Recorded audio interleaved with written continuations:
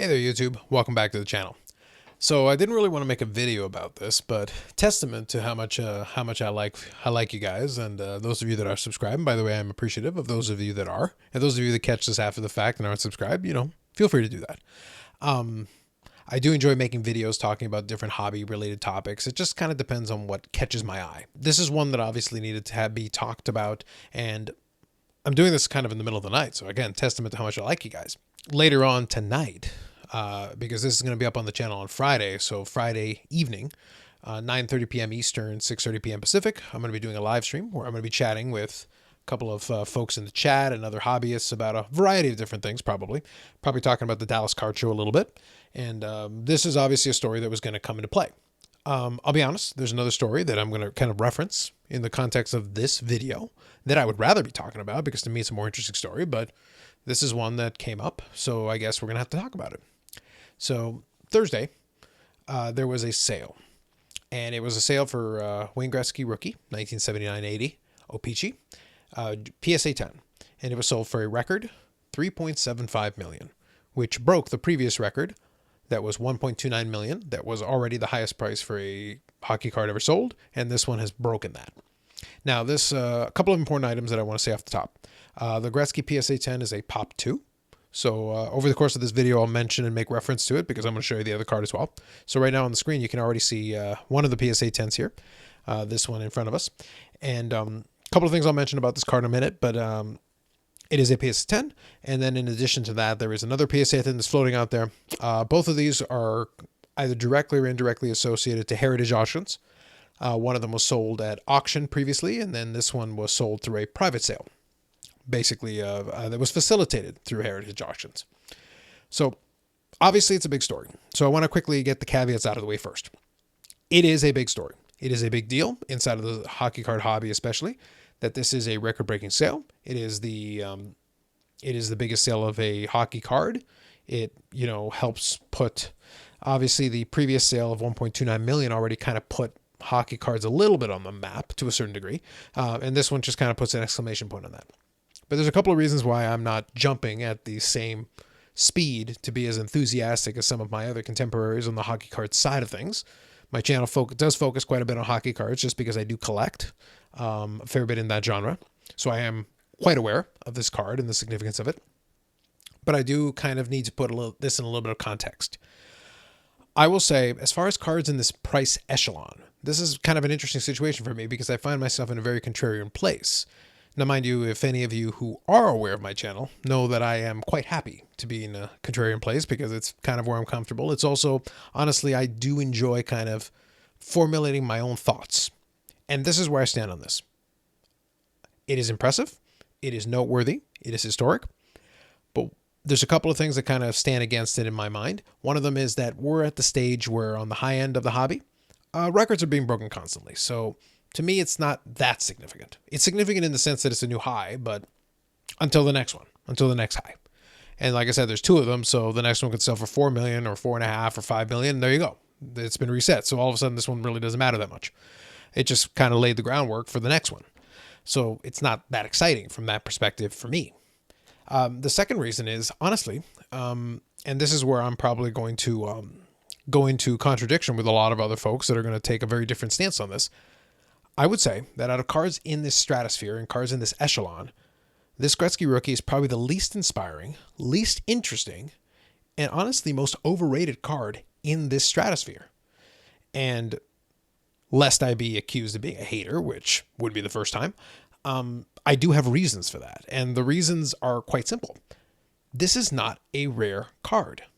Now, a moment ago I said it was a Pop 2, and it is a Pop 2. It's a Pop 2 in PSA 10. But couple of very important things. Grading is subjective, as we well know. You do have the card here in front of us in a lighthouse holder. A couple of quick points I want to make. The kind of jagged edge is a standard of O-Pee-Chee. So if you're not too familiar with the hockey side of things, especially O-Pee-Chee in this era, that is normal. And most of the grading card companies will make allowances for that. So under normal circumstances, if you look at an edge that's kind of like looking like this here, right here on this side, you're going to go like, oh my God, why is that a PSA 10? Well, with O-Pee-Chee, especially in the 70s and the 80s, there are allowances made for that. I will say that from the visual that I've looked at a couple of different images of this card, it does look like this corner is a little bit messed up. It does look like there's a little white spot here. To be honest, this image isn't very crisp. There's a lot of things. Let's put it this way. PSA might have put in a 10 holder. I've seen 9s that look better than this. Again, it is a pop 2. So from the perspective of scarcity, from a condition scarcity perspective, it is rare. This card is not rare. And it is not rare in high condition. PSA 10 is rare, but in high condition, it is not rare. It is about as common as you can get for a card in this price range. And I'll compare it to another card that was in that price range that less than a week ago hit the same mark, and I'll kind of compare and contrast quickly. I don't want to dwell on this too much, but I do want to give you a comparison point just so you understand what I'm getting at. So I will say that this card is exceedingly common. There are a lot of them out there in various grade ranges. Again, at the very top end of the spectrum, it is a pop 2, so I acknowledge that. So if that's what you're fixated on, fully acknowledged, it is a pop 2. But in a high grade example, there are plenty of copies floating out there, and I'll show you a little bit about that in a minute. So let me quickly go to this. So this is the PSA 10. This is one of the two. And then on Heritage Auctions, this is the other one. So you'll notice the different serial number. This is a slightly different card. This is the other pop 10. Sorry, the other pop 2 that is in a PSA 10. And if you went to Heritage right now, you'd be able to go in there and you could make an offer of 3.57 or more, make an offer to the owner. There have been a couple of offers to date, including the last one on April the 3rd for 3.4 million. So very likely this laid the groundwork, possibly for how the other one achieved its, 3.75 million price tag. So this one here is available. You could make an offer on it if you wanted to. So there you go. It's a pop 2, and I just showed you both. So congratulations. You've seen 100% of the population in this grade. So there you go. I would say this one is slightly nicer. I do prefer the image on it a little bit crisper. The corner looks a little less wonky on this one, I will say. You've still got the rough edge, which is, again, the O-Pee-Chee standard. The oil drop here is a little bit off center, so that one is a bit problematic from that perspective. But otherwise, I'll argue this is the slightly better copy. So there you go. So one of you with 5 or 6 million, maybe you should go after this one and reset the market. So you can have the other copy that's the nicer copy, in my opinion. Again, grading is subjective. Let's just make sure we emphasize that. Okay, so I said a moment ago that this is not a rare card aside from the grade. So I'm going to use a card ladder. Again, I don't use them very often, but in this case, I think it's warranted just because it gives us a little background information. So this is the 79 O-Pee-Chee Gretzky. This is in a PSA 9. This is one grade lower. The pop on that is 89. So right there, you've got 89 copies that are considered mint. And I'll be honest with you, I've seen a fair number of these mint cards, and a lot of them honestly look better than those 10s. And right now, the current value, quote unquote, which I would expect to go up, given this new record price that has been set, the current price is hovering around a little over 200,000. But let's call it $250,000. So there's a couple of angles you can take on this. We could take the strictly value proposition. You could come back to me and say, oh, but Carlos, it's a pop 2, it's the highest end one. It's, Gretzky is the GOAT of hockey, which it is a little bit debatable, but statistically, I'll give it to you. And for the sake of argument, let's just say we give the title to him. Done. All right, he is the GOAT of hockey. Fair enough. Okay, great. So this is his rookie card, no doubt. Now, again, you do have a Topps version as well. If you prefer that, O-Pee-Chee historically has been the more valuable one. So let's just bear that in mind. So this is the O-Pee-Chee in PSA 9. But here's the thing. If you're talking about value and value retention and value gain, if you're a person who's got multi-millions of dollars to spend on sports cards, well, maybe you offer $250,000 and you could buy 4 of them. And I'd argue that as the higher end one, the PSA 10 increases, these could potentially increase. Potentially, again, we don't know for sure, but potentially it could increase. If it increased by a similar percentage, your gain would be very similar proportionally to the amount of money you put into it. And if it gains a little bit closer and the ratio is a little bit closer between the 9 and 10, you would actually come out ahead, and you wouldn't have to put down almost $4 million to accomplish that. In reality, for 3.75 million, if your goal is strictly prospecting for value, again, using GOATs and using high-end sports cards, for 3.75 million, you could put together an excellent portfolio that would probably outperform that PSA 10 Gretzky. Because even if it doubles in value to, going all the way up to $7 million and above, you could probably still outperform it, honestly. And you could probably outperform it faster, and you would be putting all your eggs in one basket. So if it's strictly making money as much as possible, it's still not a great idea. Now, if you want the prestige of being able to say, well, you got a pop two, well, then I guess I can't put a value on that. If that's really your objective and you want to brag to people that you have, the one of two PSA 10 Gretzkys, well, then fair enough. Have at it. I guess that's worth almost $4 million to you. It wouldn't be to me because as a person who actually understands the issue and understands how common it is, I'm not that impressed. Literally all you told me is that you have $4 million to spend. Other than that, that's about it. Like I said, neither one of the two 10s are particularly attractive. They're okay. And again, it's not an uncommon card in various grades. Again, this is a Pop 89 and a PSA 9. But again, you Pop 2 on the PSA 10. But let's say you wanted to get yourself a copy. You just want a piece of this. You want to find a way to get into this somehow. You can't afford $4 million or even $200,000 or whatever, but you want to get a copy of this card. And obviously the market on this is inflated quite a bit. You want to get in. Well, on eBay right now, this is as I speak. Right now, this is ebay.ca, and if you went to ebay.com, you could probably get a bigger list. All I did was punch in 1979 O-Pee-Chee Gretzky PSA. And most of these are actually legitimate auctions for actual PSA cards. I think eBay's been cracking down on these ones where you put PSA in the title and don't actually put a card in there. There's 121 results. Now, again, they're not all, these are not 10s, but you got a PSA 7 here, a PSA 5, a 4, a 5, a 5, a 5, a 5, 5, 5. Like here, let's just open this one up. PWCC Vault. They put the little sticker on it, above average. Okay, let's look at it for a second. That's not a bad card. I'll be honest, the corner on this has a little piece of white, but it looks sharper than the quote-unquote 10. The 10 looks almost like it's cut off. I don't think it is, but it looked like it was based on the image. It doesn't have the little white spot here. This one, in terms of the oil, the little drop of oil here, it's off center, very similar to the second PSA 10 that I showed you at the beginning here, this one. So if you look at this right here and compare it to this right here, they're about off center. Now, again, this is not equivalent to a 10. I'm not going to pretend it is. But my point is you could get a nice looking copy for a fraction, a tiny fraction of the price. This is $5,000 US. For $5,000 US, you can get yourself one that is a PSA 5. If you just want in on the card itself and get a nice looking copy. You want to get a nicer looking copy? Well, then by all means, fork over more money. But for $5,000, you can get a copy. The point is, there's plenty of them out there. And this is only PSA. I'm not looking at SGC. I'm not looking at BGS. I'm not looking at any of these other things.